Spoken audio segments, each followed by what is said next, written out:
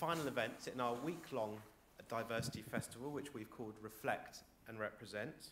We've had a really, really strong, challenging, engaging series of sessions right across the week. They've celebrated diversity, they've debated diversity, they've discussed the challenges, both inside the BBC and outside the BBC. This morning's session is one of our final sessions, and I'm really, really pleased that we're sharing this session partnering with the Royal Television Society on it. I'm absolutely delighted and honoured to welcome Baroness Doreen Lawrence of Clarendon, who will be in conversation with Mark Daly, award-winning BBC journalist. Please make them both feel very welcome.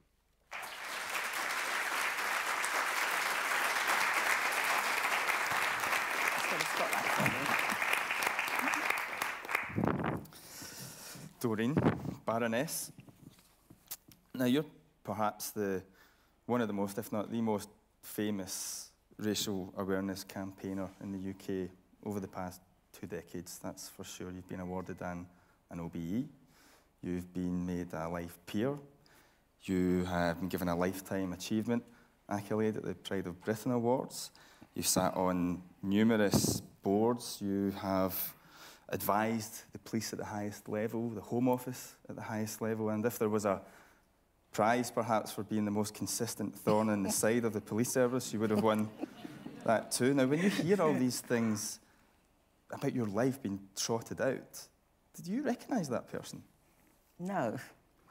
I presume when Stephen died, I think even before that, my life was just like on a plateau, I think. Seems fine. I'd no hang-ups, no, whether with the police or anybody else. And then, this thing happened which changed my life completely. I mean, sometimes I don't even recognise myself to what it was like before. And I presume at the time, I didn't think I was doing anything different. I didn't think that was what I was trying to do.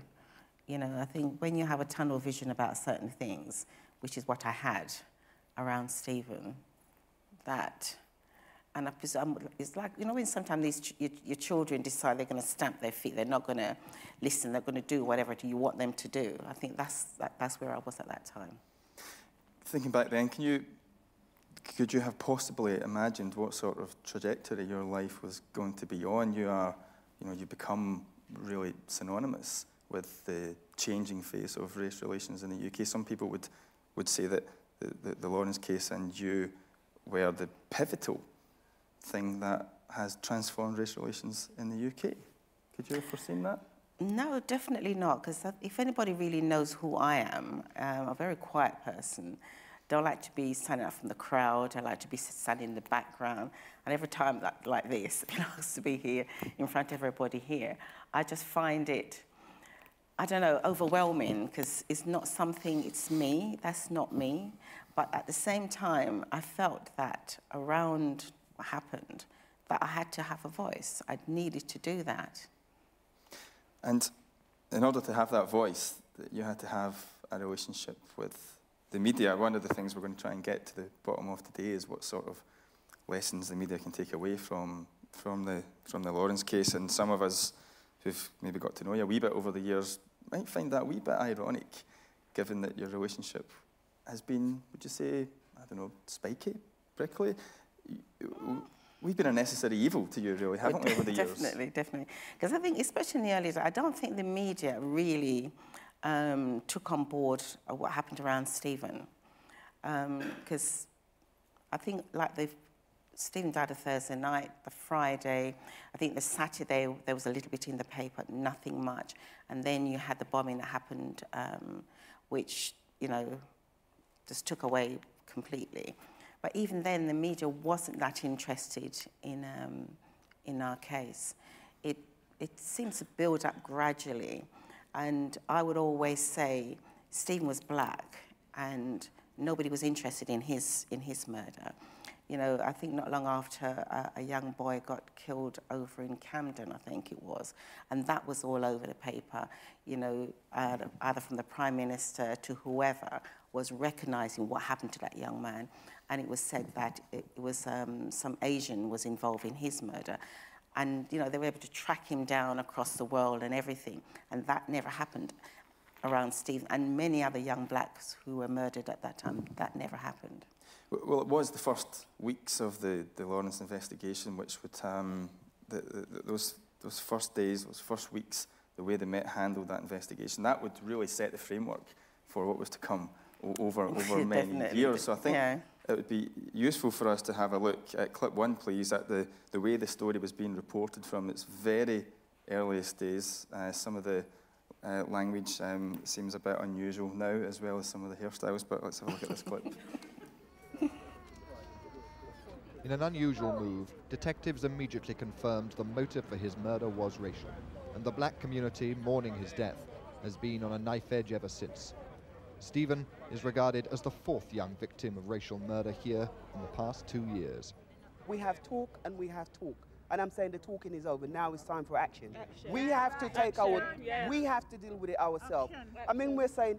What does action mean, though? What kind of action?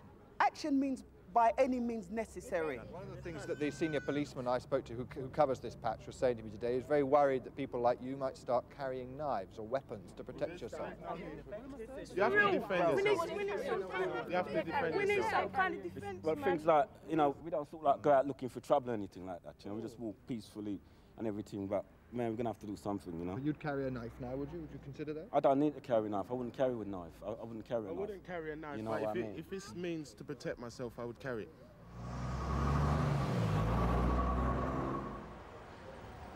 The Stephen Lawrence murder inquiry is about more than finding his killers. Did you see nothing at all? The handling of the investigation could have significant political implications too. As a result, senior officers from the Commissioner down are taking a keen interest. Definitely not this time of the night.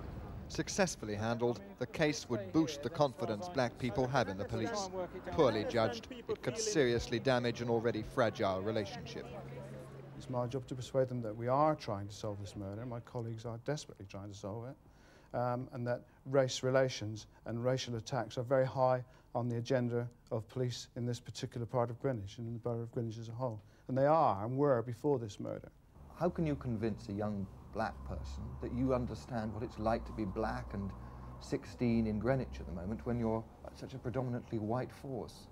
Well, of course, I can't understand what it's like to be black and 16, nor can most of my officers. As you say, we have far too few black officers. What I would really like to say to that young man is, have you thought about the police as a career? Because we're never really going to make it in terms of black youth until we've got a lot more young black policemen. The senior policeman who runs this area was telling me today that the advice he'd give you lot is to think seriously about joining the police force. He hasn't got enough.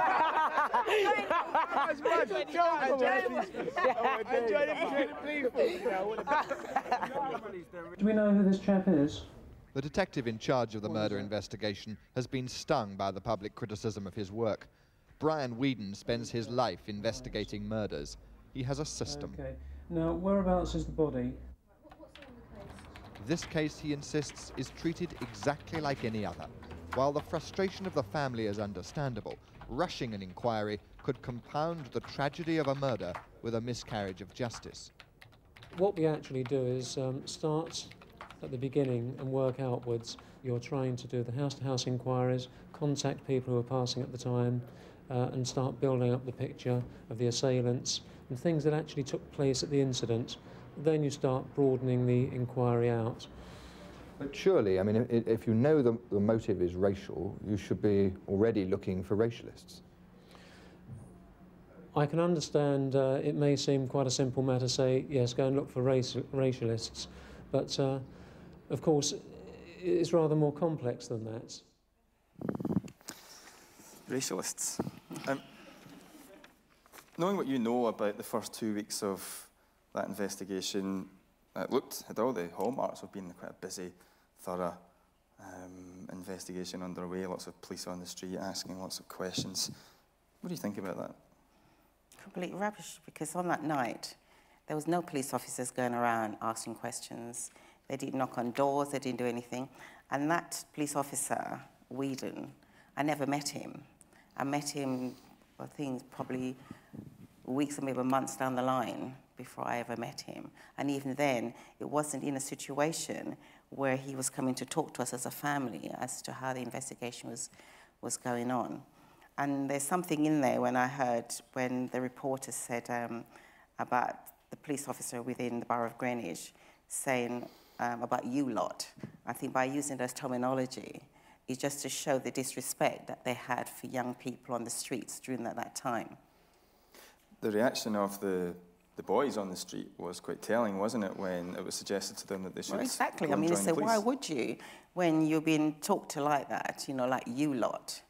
You know, there's no way. And I mean, said, okay, we would want to see a more reflection of people within the police service. But if once they're there, the way in which they're treated, they soon leave. So unless you change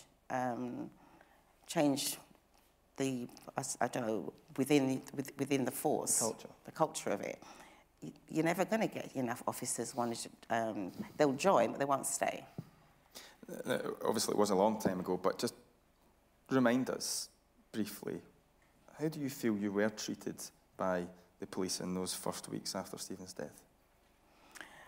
We weren't listened to, and I mean, so when you listen to that officer talking about how he ran the investigation, somebody went in within 24 hours into the station to give them names and addresses, and he was turned away, and we did not know that until '97. Now, we were treated as if to say we were irritants, that, you know, we had no right to ask questions, we had no right to say, you know, what are you doing? We had information which we passed on to them straight. You know, we never kept anything. We wanted to help them, wanted to support them.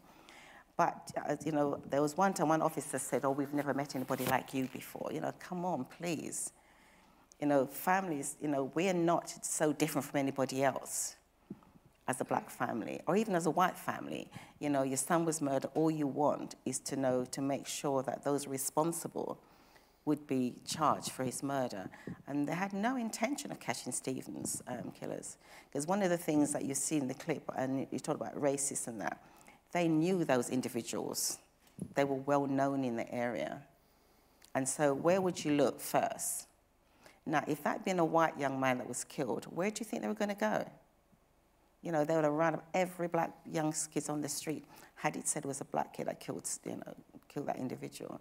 And so when I say all I wanted is to be treated the same as everybody else and not to be treated different, we're not asking for anything special, just be treated the same. Like the same way as you investigate a murder, it doesn't matter who it is. That's what I expected from my son. And in terms of the way the police treated you in those first weeks, how did that compare with the media? You said earlier that you couldn't get them interested. That did appear to be a fairly, you know, a fairly thorough I'm not piece certain in when, the I early mean, days, that's quite so new to me. I've not seen that before, and that's quite new. Now, if all those officers was on the street on the night and days that followed up, they would have done something. You know, if you think they collected no evidence was collected on that night. And that's the first thing that you go for within 24 hours. But they say you have the first 48 hours, and after that, then you're losing things. So was that just for the cameras? I think just for the cameras, to be quite honest, because, you know, I remember one of the liaison officer came to our house and said, you know, we really want you to come down to the station just to see, you know, what we're doing there. And I just think, I don't need to do that. You have a job to do, go out and do it. You don't need me to tell you that you're doing a good job. There was an event, though, that did electrify the case into the media. It really brought it into sharp focus. So let's play clip 2, please, and we'll see what that was. So the meeting with the Lawrence family took place after Mr. Mandela was given details about the murder of their son, Stephen. The ANC leader told them that the evil of racism, which took away innocent lives, was a threat to the whole world. Before leaving London for Geneva, Mr. Mandela promised that the ANC would discuss the case to see what further support they could give to the family. We are very used to this type of thing where life is regarded as cheap in South Africa. But nevertheless, it's a sense of deep concern that it should happen in a country like Britain. It's 2 weeks since Stephen Lawrence was stabbed to death by a gang of white youths, a crime which comes after complaints of an increase in racist attacks in the area. His family say they're frustrated the police have not brought the killers to justice. if a black person had committed a murder, they would have arrested him by now. But because it's a black and it's white, it seems as if they're condoning what these people are doing, because they're not showing to us that they are out there doing their job and arresting people. What's the point in me giving them the information if they're not going to act on it? The friends and family of Stephen Lawrence hope that the concern expressed by Mr. Mandela today will help to ensure that the case is not forgotten. So overnight it went from a story you were struggling to get on the local news to national and international news. What sort of effect did that have on your campaign? It had a massive effect, because once we met Mr. Mandela, that was when they arrested, I think, the first 3 and then the other 2 later. So hadn't he spoken out, nothing would have happened. And one of the things I noticed that used to, each time you see a clip like that about the news, we would be asking questions, which we were never given any answers. And then the next thing you know, you have this big news that comes on the TV, and it's like, how did we not hear about it first? Why should we wait to watch it on the news like everybody else? And one of the things that happened, I'm not sure if it's the same weekend after we met with Mr. Mandela, there was the ANL, is it ANL they were called, Anti-Nazi? League? Yeah. And they were going to have a demonstration up in London, and they changed it to down in South London where the BNP bookshop was. And of course, we weren't there because it's not something that, I don't go on marches. And in the newspaper, and this was happening in the Mail, that was, you had Neville and I on one side, you had the right on the other side, and then the burnt out cars. And it showed as if to say, we were the cause of that riot that took place. And it wasn't that until Neville phoned up, because he had done some work with Paul Dacre, when he phoned to say, how could you do this? You know who we are, you know my family. And what he said then is that he didn't realise was the same Neville Lawrence that had worked for him. And at that time, it was quite a really bad thing for us, because within our family and within most of the black community, we're not into fight, we're not into riots.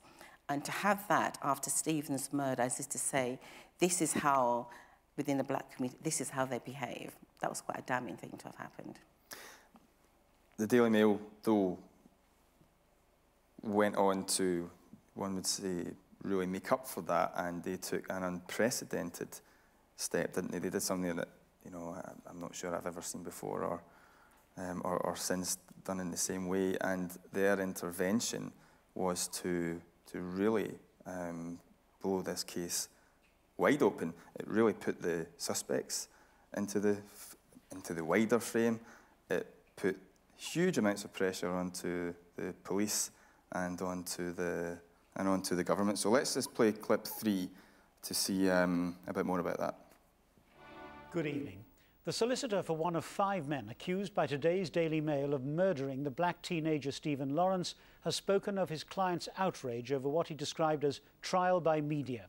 This morning, the newspaper printed the names and photographs of the 5 men it says are guilty of murder and challenged them to sue if they deny the allegations. This followed yesterday's verdict by an inquest jury that Stephen was unlawfully killed in a completely unprovoked racist attack by 5 white youths. None of the men the Daily Mail has named has ever been found guilty of any involvement in the case. Doreen Lawrence left the inquest into her son's death yesterday after the jury's decision that he was killed by 5 white youths. It's nearly 4 years since Stephen Lawrence was stabbed as he waited for a bus in southeast London. Nobody's been convicted of the murder. Today's Daily Mail prints the names and photographs of 5 men it accuses of killing Stephen. The paper has challenged the men to sue it for libel. It's a turning point, wasn't it? Definitely. Because you just come out of the inquest where they had, the suspects had stuck 2 fingers up at justice, and then the very next day.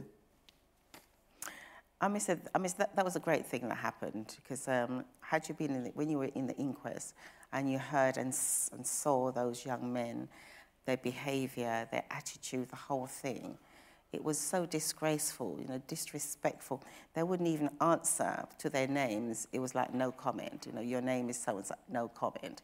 And so to have that on the front of a national newspaper, it shows that, like for once, that people are listening to what we were saying, and those individuals that we believe to be the murderer of Stephen. Some might say that the Daily Mail is not the newspaper you would assume would champion this sort of campaign. So were you surprised when, especially given that you had, well, a bit of a run-in with them previously, were you surprised when the Daily Mail threw its considerable weight behind your campaign for justice? I think because of the relationship that Neville had with Paul Dacre, I think that had helped. And yes, for the newspaper, for any newspaper to have done that, it was unbelievable. I presume during that time I wouldn't have known that much about, you know, how, say, even the Daily Mail then, what their views were around racism or around how, you know, things like this happen. So for me, I welcomed it because I thought that it just proved what we were saying and how we felt about how the justice system had treated us, and to have the newspaper printed that. And I think for the first time that the public were able to see what these young men looked like, because I think before, and how I felt leading up to all of that, that, you know, our face was always times in the media, and nobody knew what these young men looked like, and so they could walk about freely. And so having that, so now they can't walk about as free as they would like to. People know who they are. You'll notice, though, that the BBC chose not to name or picture them at that point. Do you think that, were you disappointed that other media didn't immediately follow suit? I know some other newspapers did get on board eventually, but the broadcast media took their time to wake up to this, didn't they? It took a very long time. I think it's only in the last, say, 5 years, around just before we had the verdict we had in 2012. And even then, because I think what the BBC did do, I'm sure it was the BBC, that when they did the interview with the, I'm not sure how many of the individuals that was interviewed. I'm not sure if it was the BBC. Mark Bashir, that was... Yeah, yeah. And ITV. It was at ITV. And I just think they should never have been given airtime. We'll come to that, actually. That's very interesting. But the Daily Mail piece seemed to really spur the government certainly got very interested in this case. They realised that they weren't going to be able to let this go, and quite soon after, the Home Secretary announced that there would be an inquiry. So let's hear a little. No, I think when that happened would have been about the February or so. And don't forget, the Labour government didn't come in until the May when they had the election. So Jack Straw, did he make a promise to you before election that, before Labour was elected, that if Labour got into power, there would be an inquiry? They would consider it. I mean, so because before we had a Conservative government who had no interest whatsoever in Stephen's case, they had no interest. So we met with Jack Straw before the election, and he indicated then that, you know, if they was to come to power, it was something that they were looking to do. And the Stephen Lawrence inquiry, this was to be the pivotal moment in the case, wasn't it, in 1999? Let's just see a clip 4, please, from the Stephen Lawrence inquiry. On the fourth floor of a battered office block that rises above the Elephant and Castle shopping centre in South London, a quite extraordinary inquiry has been examining the police handling of the murder of a black teenager, and in so doing raising far wider questions about relations between police and the black community. The inquiry is dealing with the death of Stephen Lawrence 5 years ago. No one's been convicted of his murder, though the names of 5 white youths are repeatedly mentioned. The prosecution of Jamie Acorte and David Norris was discontinued in July '93 because there was insufficient evidence. A private prosecution by the Lawrence family against Neil Acorte, Gary Dobson and Luke Knight in April '96 collapsed after identification evidence was disallowed by the judge. Even so, these 5 are still described, even by the inquiry team, as the so-called suspects. Tomorrow they attend a judicial review in an attempt to avoid questioning by the Lawrence inquiry. That promises to be a crucial judgment for an inquiry that's already lasted 3 months and taken 8,000 pages of evidence. But today, another major development. The first official apology to the Lawrences by a senior serving police officer, Assistant Commissioner Ian Johnson. We took the opportunity today to offer our full apologies to the Lawrence family, take the opportunity now to repeat that to them through you. We're very, very sorry. We've let them down. We could and should have done better. I probably ought not. Was that a heartfelt apology? He didn't come across as that. He didn't come across as that at all. He was the same officer who, after the inquest, because I think I got so angry, he came because one of his officers stood up and lied under oath at the inquest. And I suppose then he sort of realised the extent of my feelings around that, what that officer did. And so he tried to pacify me to say that, you know, it wasn't what we saw at the time. And I've always said, if it wasn't for that officer lying, we probably would never have had the inquiry. And so each time I see a police officer, I'll remind them of that because, you know, they felt really that what came out of the inquiry is that how badly they were made to be seen and how badly they looked. But if that officer hadn't lied, I don't think I would have been that angry to demand a public inquiry. McPherson historically found the police service to be institutionally racist, and it forced dramatic change in policing. But the thing that probably most people remember about the McPherson inquiry wasn't so much the conclusion, but it was the scenes outside when the 5 boys walked down the plank at Elephant and Castle. What do you remember about that? I think it's the arrogant way in which they behave, and they continue to behave in that way. And I think people were just so fed up of seeing their behaviour and what they saw. So you had the inquest where they refused to answer a question, and the same thing happened at the inquiry, how disrespectful they were within the inquiry. People were just so angry because it's yet again, they're just sticking 2 fingers up at us and at the justice system. They got away with murder. At the time, the representation of black, Asian and minority ethnics in the police was negligible. It's since doubled in the Met to 10%. Nationally, it's 5%. Do you see that as one of your major achievements? I always find it very difficult to take on board that I've made all this big difference. Because I think when I set out, what my intention was always to get justice for Stephen. And the fact that some positive, I'm not supposed to say some, a lot of positive has come out of Stephen's murder and the campaign that we ran around his murder is that, yes, it's great to see that we have, but it's still not enough. 10%? It's not enough. 10% really of the Met, not enough, 5% It's not enough. Because if you look around, and even look around this audience now, you know, that's what we want to see in the police force. Because they're the ones are out there policing the streets. They're the ones who have the encounter, especially the constable, have the encounter with young people on the street. They don't reflect the country. They do not reflect that. That needs to be a bit more than that. And what about the media then? You know, there are a lot of BAME faces here, but the last creative skills set census tells us that the UK media is comprised of only 5.4% of BAME. Is that enough? I would say the same thing. If you look around all the camera people around here, it's the same. That you don't have, you know, this is what I mean. So you think about the TV, how many people watch TV and that. You need to see that reflection, and you don't. And across the media, whether it be in journalists, you know, within the TV, you just don't have that. And that needs to change. It really does need to change. As even actors, I mean, I know there's a couple of actors here, but sometimes only actors have to go abroad in order to get those big, you know. Well, what needs to be done then to encourage more into the media?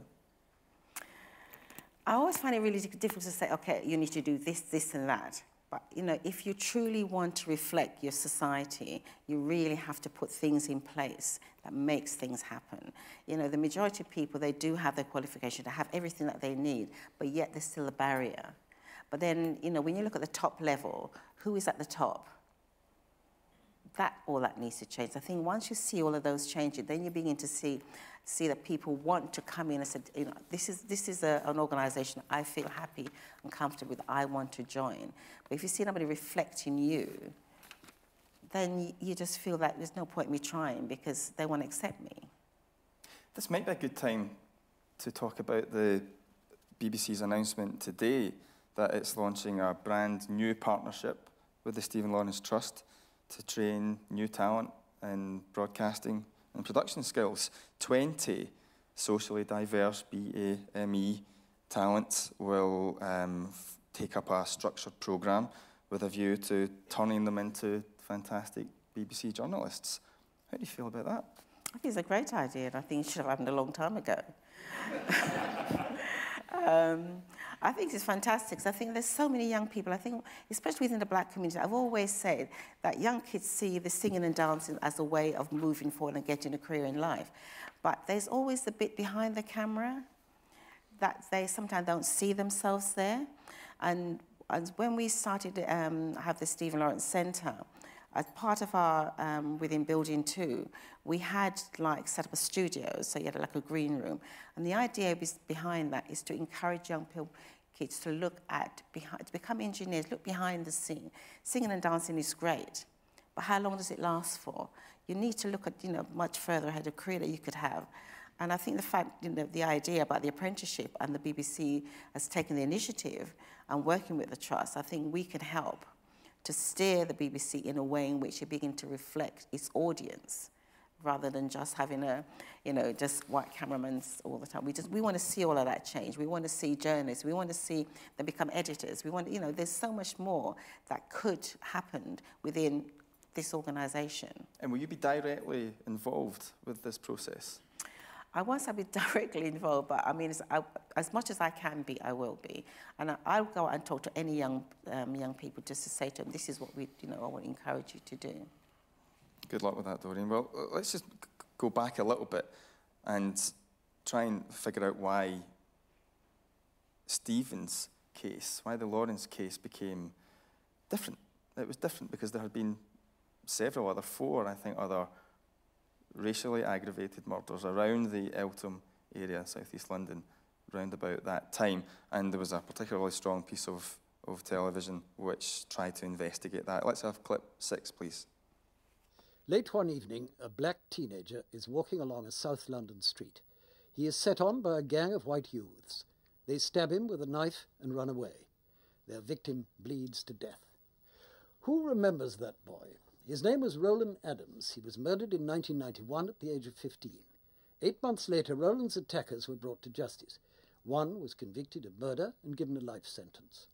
3 others were found guilty of threatening behaviour and sentenced to 100 to 120 hours community service.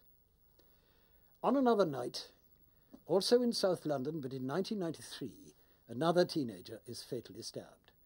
His killers have no motive except that he too is black. His name is Stephen Lawrence.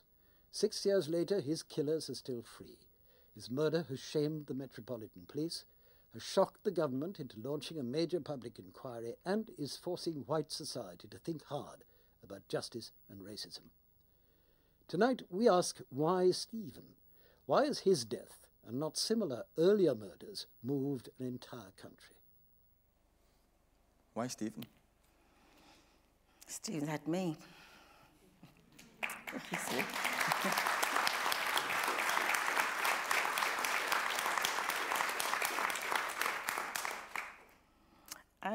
I suppose when my children was growing up, as I said, I'm usually quite quiet. I don't make waves. I don't do any of those stuff.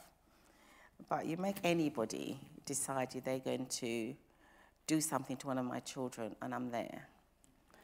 I'm there. And I remember there was one incident, because where we lived, there's a play area around the back of us. And my children were out there playing. And one day, one of them ran in and said that there's a family had 4 boys, that one of them spat at them and spat at them in the face. And I was out there. And I said to the mother, you know, And she's trying to bring one of her boys out, said, maybe it's this one. And Stuart said, well, no, it's not him who spat at me. And I went up and I just stood, and she was towering over me. I just looked at her and I just think, I said, only nasty people do things like that. I said, you don't have your children growing up doing things like that. And whether would she attack me, I have no idea. But one of my children were hurt.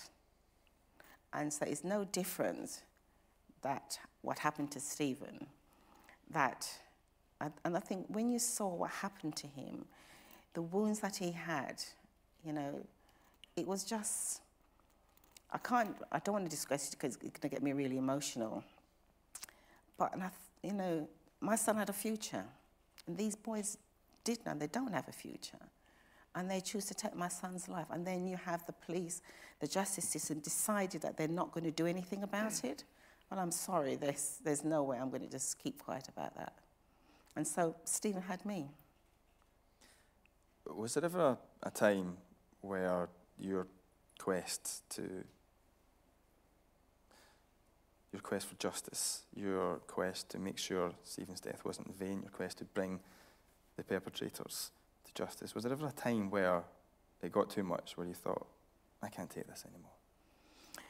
I think the public see me as constantly, out there, and it was never like that. I'll have my moments where, I lock myself in a room, and Georgina will say to me, Mama, you're all right. And then another time, and then you hear something that just triggers something else in you. You think, no, I'm not having any of this. I'm going to out there. But I think, not that I know that what would happen, but I knew I just couldn't sit by. I remember saying to one of the police officers not to make the mistake that they made with Roland Adams, Dougal, and all the other young black kids that died. I said, don't make that mistake with Stephen. And at the time when I said that, not that I was threatening anybody or anything like that, but I knew I would never let it go. I knew I would never let it go. Was it because of that your family life suffered, the breakdown of your marriage occurred? Was it your drive that caused your relationship with Neville to disintegrate? I don't think that was it. But then they always say that when there's a death, that sometimes it brings you closer together, or sometimes it pulls you apart. And I think probably that's what happened to us. That we just went separate ways. Because I think, I'm not being disrespectful to Neville, but people they said they find it easier to talk to him. Because I think many a time he's not challenging enough, they'll tell him things. And I'll say, why are you listening to that? Because that's not how it is. And so people find it much easier to talk to him than they did with me, because I'm always asking a question. I'm always asking a question. And I wasn't frightened to ask a question. And I didn't see, because sometimes, you have the police commissioner, they think because they have that title that you should be duffing your cap and stuff. And I'm thinking, no. You're not a respecter of titles, are you? I'm not. I'm not. But I'm respectful of people, and I think that's the difference. I think apart from, say, the royal family, whoever, nobody's born with a title, right? They're ordinary people who achieve whatever it is in their life, and they're given a title. And I just think that when you're speaking to somebody, you need to speak to them on the level of respect that you expect them to give you. And I felt that I wasn't getting that with some people.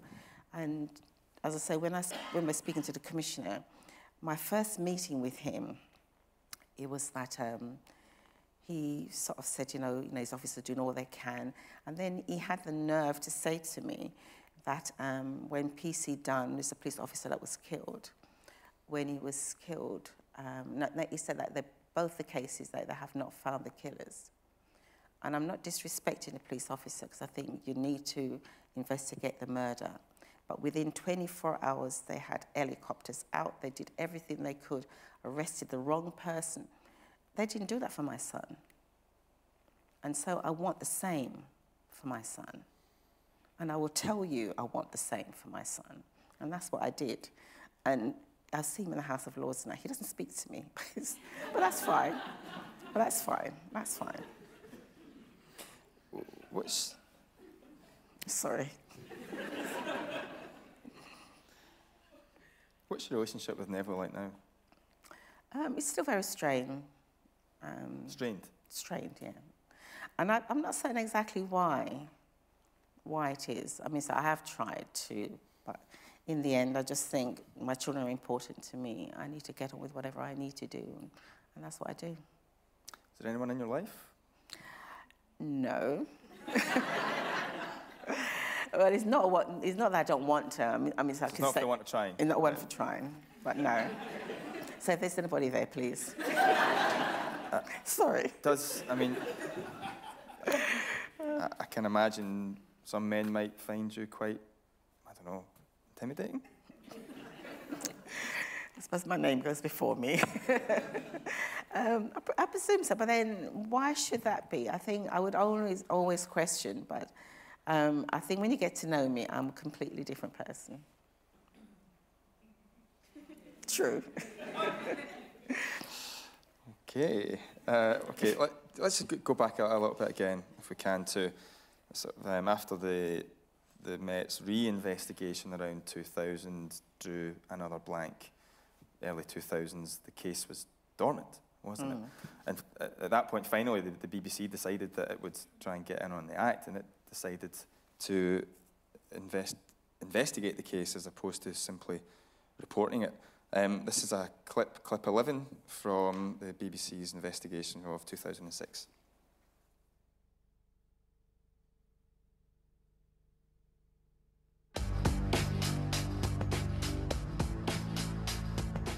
It is Britain's most famous unsolved murder and continues to be a blot on the social conscience of the country. The killing of black teenager Stephen Lawrence 13 years ago became the unwelcome symbol of the 90s. We watched as Stephen's parents, driven by grief and a vain search for justice, took on an establishment that didn't want to listen. We watched as 5 white racists suspected of the killing treated the legal system with contempt. The police failed the Lawrences, and their struggle for justice was played out before us in a series of high-profile events. A trial, an inquest, an inquiry. The case was to change British attitudes to race relations, and for the first time, force the police as an institution to confront its racism. But still, no one has been convicted of committing this racist murder. The authorities say there's not enough evidence to prosecute these men. So we launched our own investigation. We wanted to see if their alibis stand up. We found that they don't. I'm here today to tell you, Mark, that them boys killed Stephen Lawrence. There's no question about it. And for the first time, we'll show how the original police investigation was hampered by a corrupt senior detective and how this vital information did not reach the Lawrence inquiry.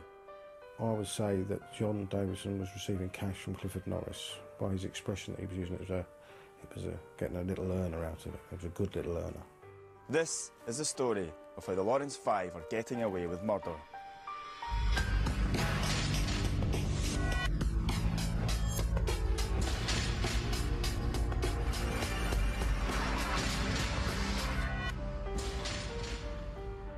Not sure who that dashing young reporter with lots of hair was, but it was around about the time of this investigation that the Met ordered a review of the forensics. What effect did the media have in maybe keeping the case in the public eye so that the Met would decide to have another go, if any? The Met would never say that they were ever influenced by the media, but what do you think about the way that the role the media played in keeping this story in the public eye? An important one, because I think where the police is concerned, I think is the fact that it's like Stephen's name won't die with him. It's always there. It's like a thorn that won't go away. And every time anything comes up, you know, it's Stephen's murder, the Met has failed them, and then when the corruption, because the corruption came up a bit in the inquiry, but never came out. And we always suspect, so by having you doing that, it's showing that the corruption was quite deep within the Met at the time, and nobody would accept, the police won't accept that there was corruption that's caused the case to fail. It just showed, didn't it, though, that this case was never going to go away. It was the police, this was the Achilles heel of the police service, and to be fair to them, they did throw huge amounts of resources at it, and the forensic investigation came up trumps. Tell me about how you heard about the new evidence, the evidence which would eventually bring a trial.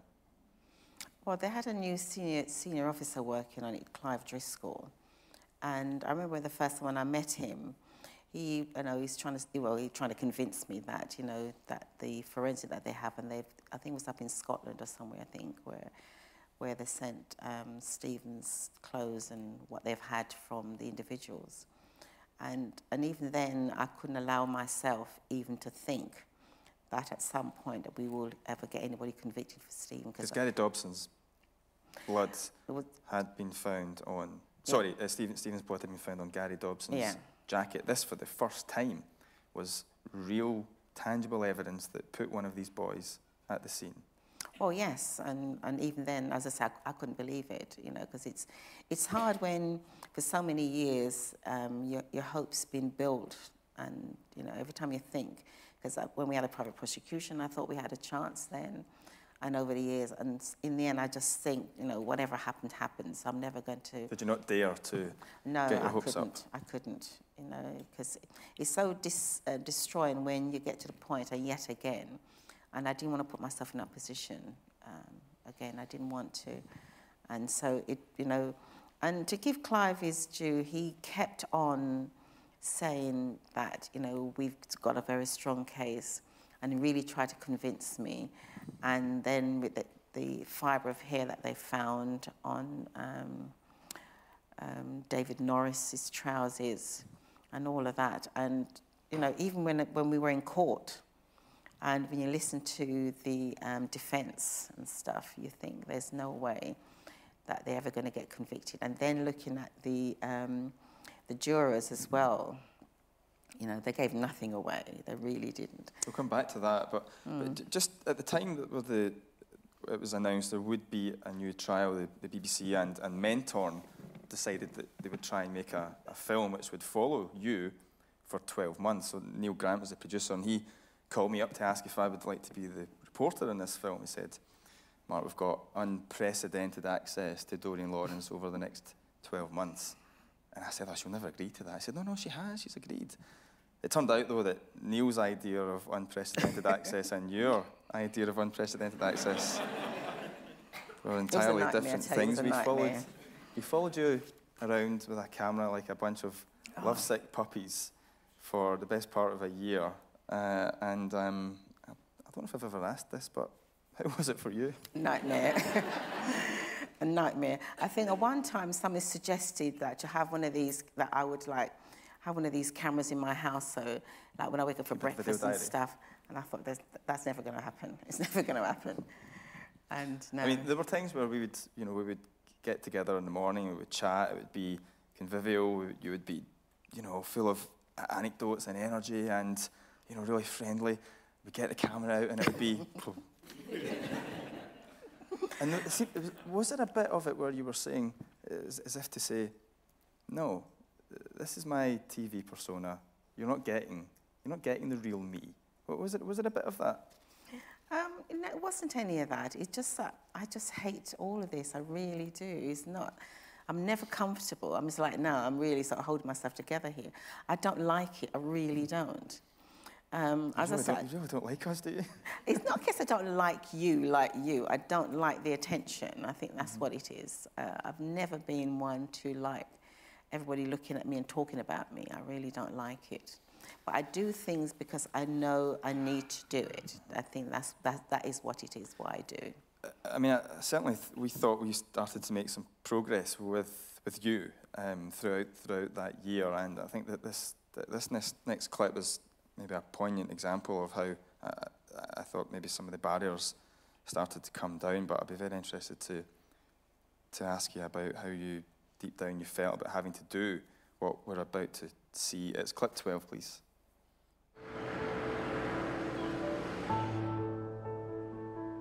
It's March 2011, and I've come to Jamaica with Doreen.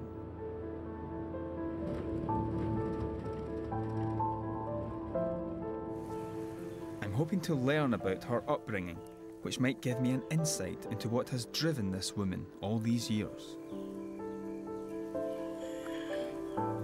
Doreen was born and lived in the rural highlands of Jamaica and used to play amongst the trees here. But in 1993, this quiet place took on a new significance. It's where Stephen is buried.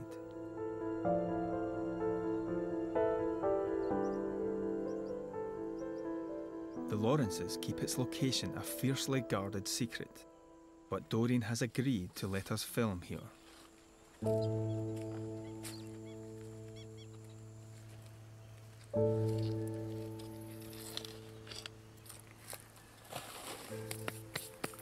You can tell by the amount of years I've been coming, the amount of flowers has been bought.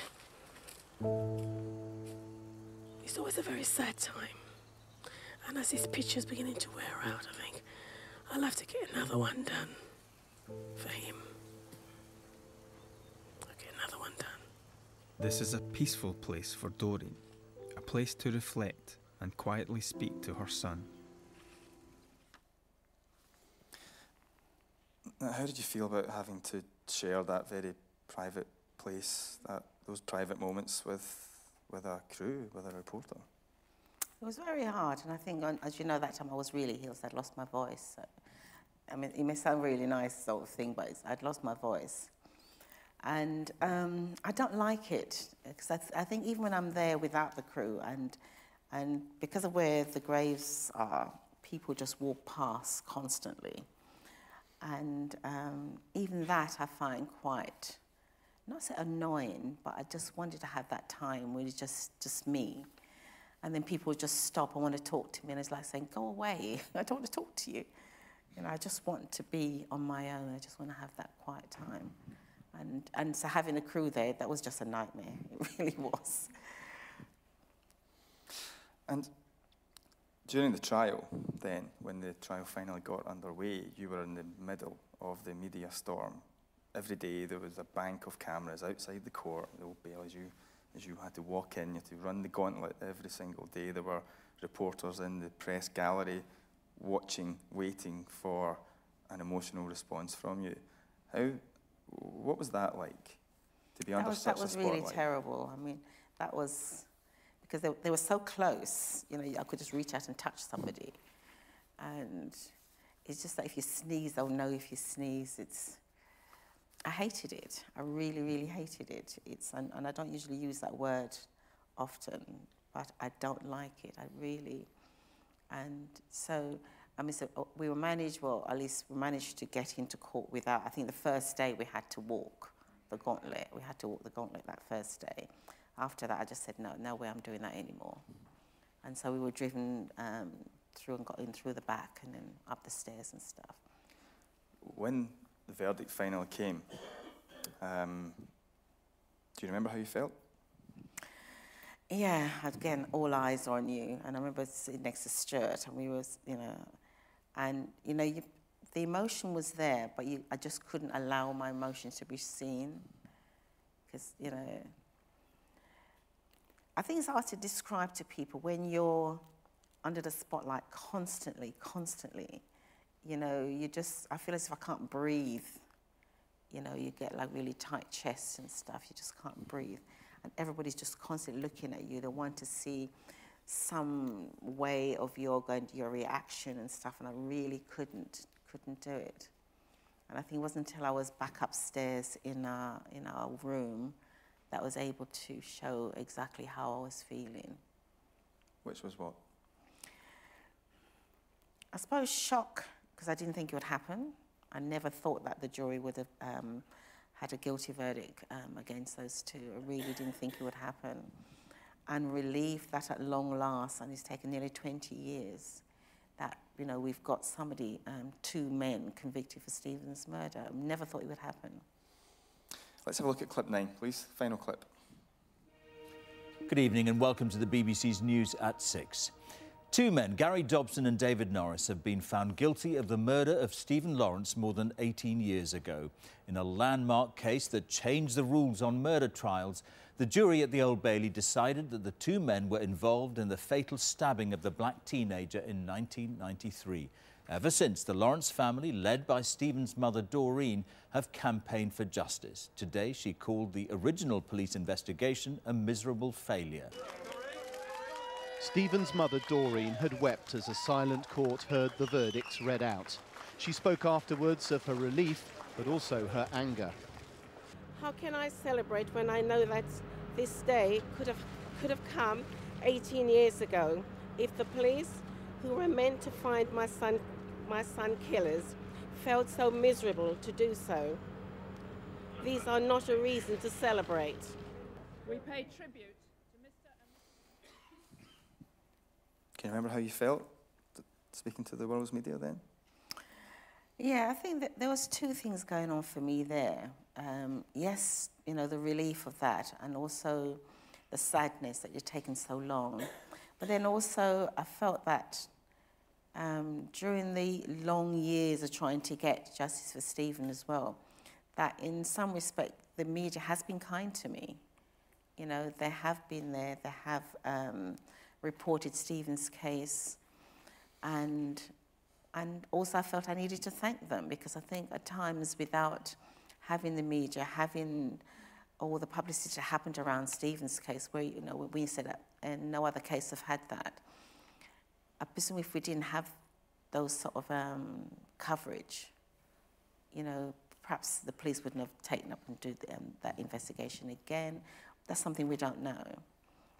But it's a whole lot of stuff was going on for me then, you know. I was relieved that at long last we've got 2. And at the same time, you know, the sacrifice that I've had to make in those years, you know, to get to this point.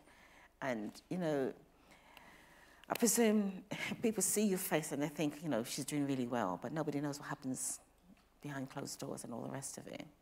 And it has been quite traumatic. And what did happen behind closed doors that night? I don't know. I think one of it I didn't like what happened is that I've lost my, where I could walk without anybody knowing who I am. And I think my identity, I think I've lost that. You're a celebrity now, aren't you? I think a celebrity means a completely different thing for me. You know, a celebrity is somebody who wanted to be in the spotlight, who wants to... A reluctant celebrity, then? Oh, reluctant. Well, I don't see myself as a celebrity, I really don't.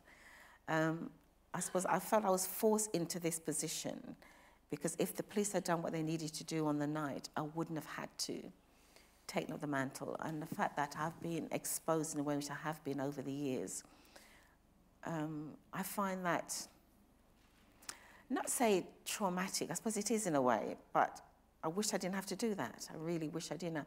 And people say, oh, well, you know, you got this, you got... No, I'd rather not have any of that and just be me. And you'd obviously trade it all, wouldn't you? Oh, definitely, definitely. You know, like... To have your son back. When I walk around the House of Lords, it's like people, you know, say hello to me and I just think, I have no idea for these people who they are. But everybody knows my name.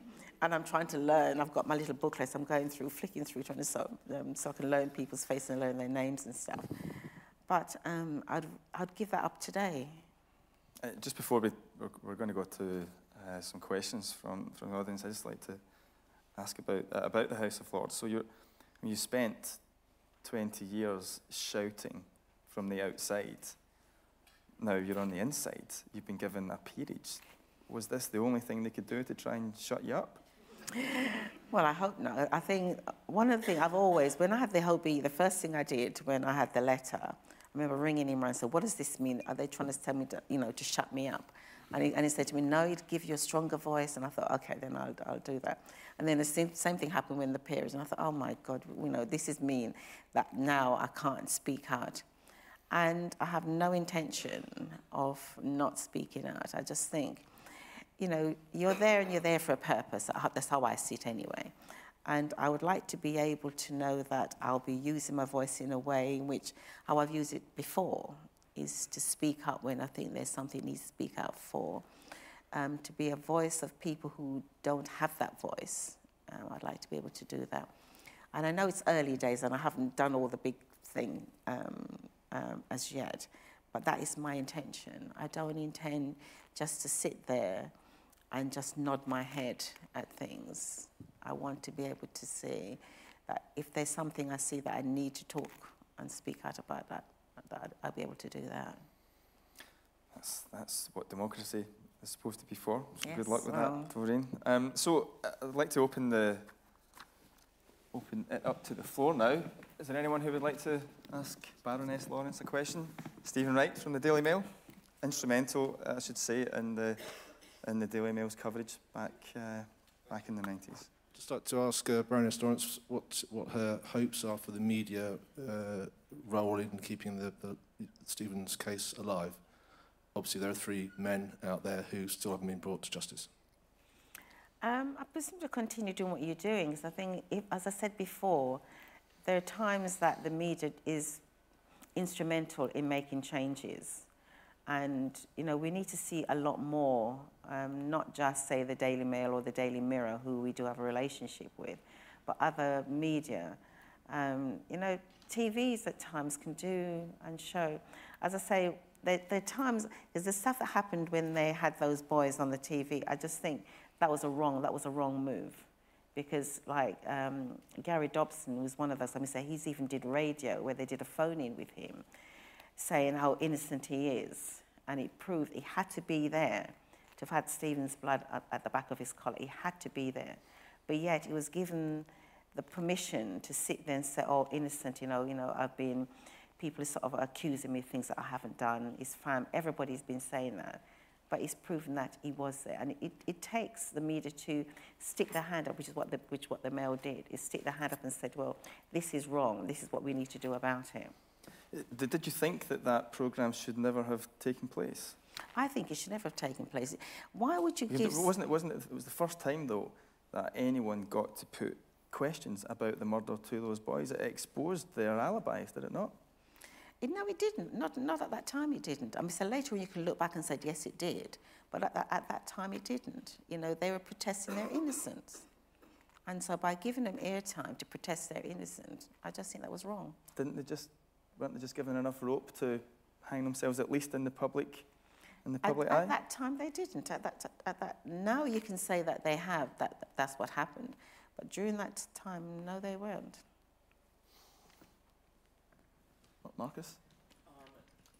Going back to the very first clip. Sorry, Marcus Ryder, BBC.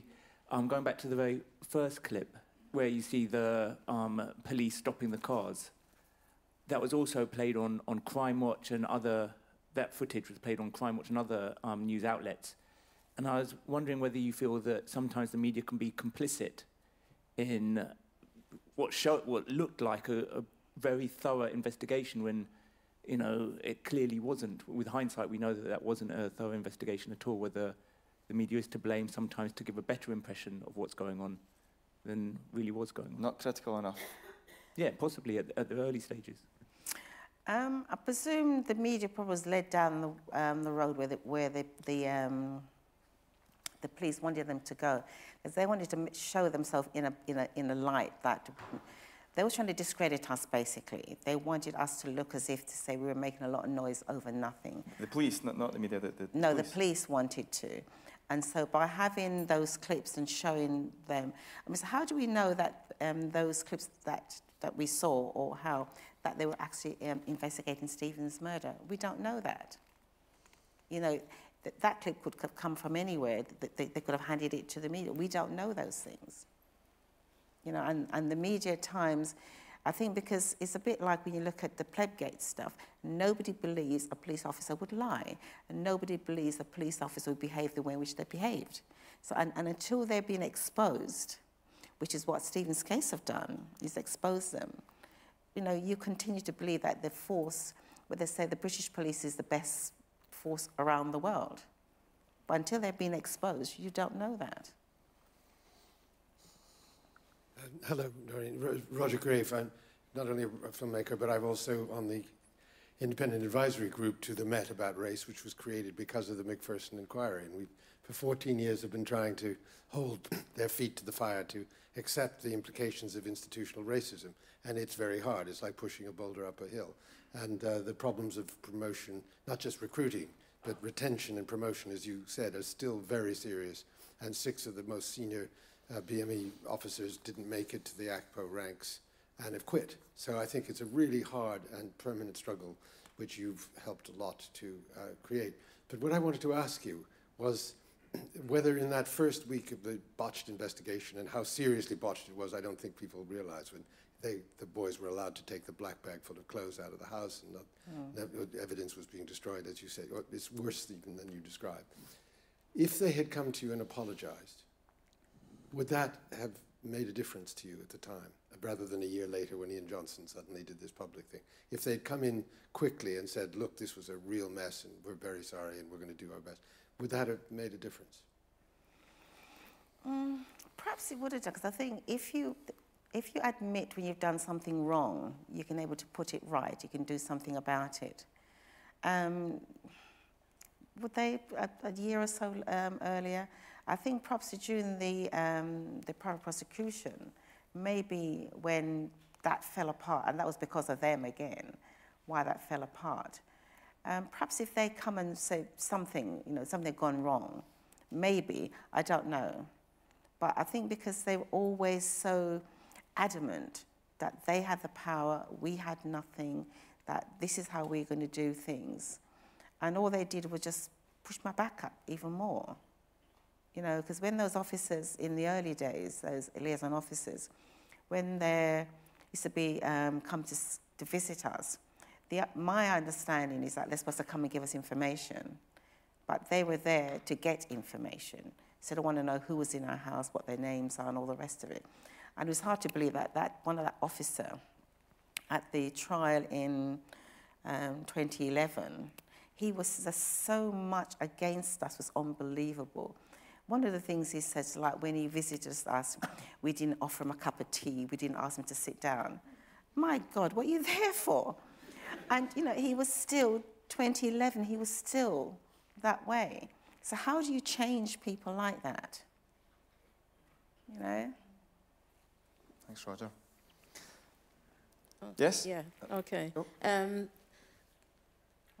really, really happy to be here to see the journey and hear from Doreen Lawrence herself in terms of what she's been through. But the main question that I'd like to put to the audience and Doreen herself, in light of what's happening now with the black community and the police and their insistence on having water cannons and the death of Mark Duggan particularly as well, do you think that, the case with Stephen Lawrence really highlighted that there seems to be a set formula of discrediting through the media any victim that has died, whether at the hands of racists or the hands of police. How do you feel about that? And how would you be looking into it yourself as a baroness in the House of Lords? We've seen especially strong criticism, certainly surrounding the early stages of the handling of media when it comes to the IPCC investigating cases that the questioner was talking about. So is that something that you will be getting yourself involved in? I get loads of letters about asking me personally to do something, and it's very difficult for me. I can speak out about things, but to actually, I don't think there's nothing much I can do. I can criticize if I see something. I think when it comes on to that case, I said the fact that you had the IPC coming out and saying one thing, the police are saying something else, and you could tell clearly that they weren't telling the truth. And the IPCC is made up of retired officers, so they're going to look out for their own. And then I was told, which I never knew this, that they have a revolving door within the IPCC. So you even have serving officers will take time out and spend time in the IPC and then go back into the force. Now, clearly that is wrong, because the IPC is supposed to be an independent body and speak independently. It is a legacy, the IPCC, of the Stephen Lawrence case. Of the Stephen Lawrence case. And I remember when I was first told about this organisation being set up and told about the, you know, who's going to be their office, you know, retired officers. And I said to them, that can't be, you know, you can't be doing that. You need to have independent people. And at the time they said that they said that the police officers were the only ones who understood about investigating a crime. And so that is what they have. And as time go by, that they would train other people to come in, so you wouldn't have the majority of investigators as police officers, retired officers. But clearly that's not the case. And so I've had many times, I have been very critical of them, and I've said, you know, they don't speak for me, I do not trust them. I've even went to the Home Affairs Select Committee and said I've got no confidence, no faith in them. And I know recently they're beginning to change, where they're saying that they will be looking to have other investigators and in fact begin to hold police officers to account, which is what they're supposed to do. But in all the cases I've known, and all the high-profile cases, even Stephen's case, there's always no case to answer. You know, you've had so many killings, there's no case to answer. You know, when Joy Gardner was killed, it was, what do they call it? I'm not sure what they call that. When the Brazilian guy was health and safety. Mark Duggan is lawful killing. Excuse me, how do you kill somebody? They don't have a weapon, they don't have anything, and you kill them. How do you... Surely now, though, you're in the perfect position to speak out about these things. In the position, I will question all of those things. I will, because you can't say that things are lawful. You know, when Joy Gardner was killed, is it 15 feet of tape wrapped around her face?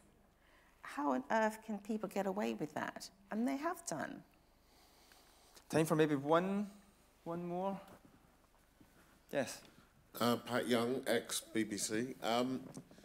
Doreen, just interested in the impact on the people around you, so Dwayne Brooks and also your own children, and wonder whether you think the world is a safer place now for your grandchildren. I question that. I mean, Sir Stuart, he's been stopped so many times, so is it safe? I think perhaps that's why I do what I do, is trying to highlight what's going on, because many people in our community don't have that voice. And I feel that over years, I have used my voice to criticize what I see, the injustice of what's happening to our young people out on the street. I'd like to think that the world or this country is a safer place for my grandchildren, but I still question that, you know. Like me, as my granddaughter is the eldest of 3 of my grandchildren. And, you know, she never used to say Uncle Stuart, always Uncle Stephen, she used to call him, wherever she's, you know, we talk about him, the picture of him and everything. But we've always just told her that he died, and over the years we will say that somebody's killed him. And I didn't realise how much notice that she was taking of the news around the trial of around Stephen. And she used to go to dance, and apparently some child did something to her. And she reacted so badly to this child. And she just said, I don't like you, it's one of you that's killed my Uncle Stephen. I was quite shocked for that. And I had to say to her that not everybody is like that, because I couldn't allow her to grow up. I didn't allow my children to grow up thinking that there's a them and us thing, because you know, you live in a society that everybody's supposed to live together. So I had to really talk to her and say, that's not how, you can't behave like that, because not everybody is like that. And the people who killed Steve are not the children in your class who you're playing with. And so when children are growing up, you've got to be so careful for them, because I just feel that, you know, we don't want our kids growing up thinking that they can't mix, they can't play, they can't do anything, because that's so wrong. But then if society don't do something about it that allows them to have that confidence in everybody around them, then what are we supposed to do? Is today is it a safer place for a young black teenager to grow up thanks to the Lawrence case? I'd like to think it is, but I know that there's still elements out there. I'd like to think it is, because our kids are still being stopped on the street. They're still being stop and search. Kids are still not doing as well as they should do in schools. There's so many things that's so negative at the moment. I would like to see a lot more things change. Is there anyone else burning to ask a question? Really, really burning. Right, last one, definitely last one. Do you think over the last 20 years the BBC has treated you fairly and everything that you've been campaigning for? I suppose, is it because it's just me? I've got no criticism to make as such, because I think I've been fortunate enough that I've always had positive media coverage, apart from that first one, but I've always had positive. But it's not the same for everybody. And it's no point me sitting back and thinking, oh, you know, it's all right for me and never matter about anybody else. I'd like whatever happens to me happens to everybody else outside. Do you mean for other victims, victims, other victims, because you know they don't always have a voice, and I would get letters from parents who've lost their child, and nobody hears about them. Okay, so I was able to speak in a way in which people listen to me. But and then what they're trying to do is do this divide and rule with you to say, well, no, you're okay, so we can talk to you, and I would never, ever accept that. I think, you know, everybody should be able to have their voice. And the fact that they can't, I try to have that voice for them. Okay, I'd just like to ask one more question. Some of us, at the time of the convictions, thought maybe, and you yourself told me that, you know, you were tired after so long, and you'd now effectively secured the convictions. 2 men were going to prison for life sentences for the murder of your son. Was it time, or is it time, for you to take the foot off the gas, or are you just as driven, just as determined to see it through, to see the other men who are suspected of being involved? Yes, I'm tired. Yes, I'm tired. I'm very, very tired. But if there's a chance of seeing more conviction, I definitely want to see that. And I presume there's still elements of what's going on. You know, like just after the case, and we had those 2 convictions, you know, I mean, the judge more or less called Clive Driscoll in the dot saying, you know, you need to go forward and proceed for the other 3. But there's those in the Met who thinks enough is enough. Do you think enough is enough? I don't think enough is enough, because I'd like to see all of them, because it's a joint enterprise, what they did around Stephen. And so I don't think I'd like to say that at some point I'd like to say I'm stopping, but I think as long as I still have breath, I think I'll still be fighting. We've not seen the end of Doreen Lawrence, that's for sure. I would just like to welcome onto the stage, please, the Chief Executive of RTS, Theresa Wise.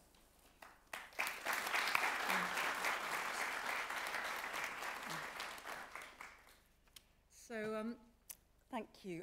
My first thought is to thank Baroness Doreen Lawrence so much. The fact that you've shared your story with us, it's such a moving and personal story, and we've had some idea today of how challenging it is for you to share that with us. So we really, really appreciate it.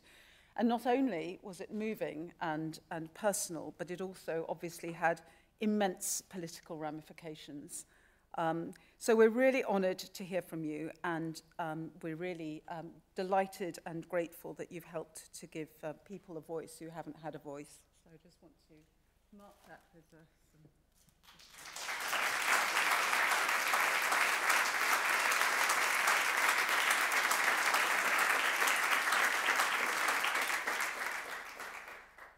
I also would love to thank Mark Daly for chairing. The fact that we had someone who's been so deeply involved with investigating this story is made this a particularly insightful and educational session for us. So thank you to Mark as well from us.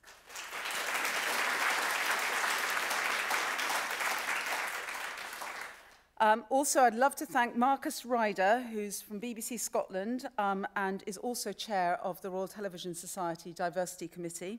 And thanks also to D.I. Brown, also from the BBC, for producing this session.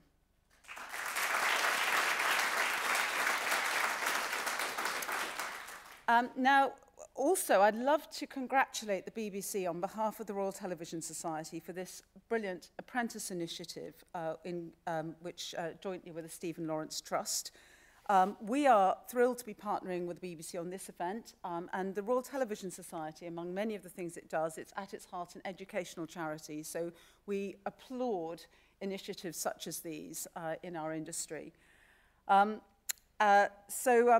Just looking a little bit ahead in terms of the RTS events, we do have our programme awards on the 18th of March, which we'd love to see some of you at who can come. We also have, we love partnering. We have a future event on the 13th of May open to the public, which is jointly done with the Institution of Engineering and Technology, where Dr. Michael Lynch will talk about our society and education and the challenges that Britain PLC has in competing in the future. Finally, we have our RTS London conference on the 9th of September. The title is Power, Politics and the Media, and I think we've probably talked a little bit about that today.